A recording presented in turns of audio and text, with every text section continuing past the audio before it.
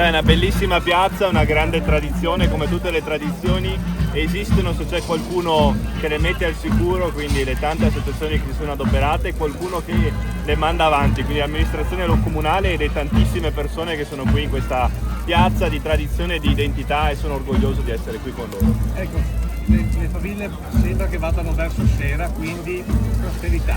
Che prosperità ci dobbiamo aspettare per questo 2027 in questo Veneto? Un Veneto che continui il suo cammino guardando avanti con orgoglio delle sue tradizioni, delle sue identità, ma anche guardando al futuro e alle sfide che il futuro ci impone, le sfide demografiche, le sfide dell'innovazione, le sfide della sostenibilità. Sono sfide che noi vogliamo prendere con favore e che vogliamo vincere insieme a tutta la squadra di governo della Regione del Veneto. Ecco, lei ha anche detto che queste manifestazioni servono per dare più vitalità, più socialità, meno tablet, meno telefonini e più panerini.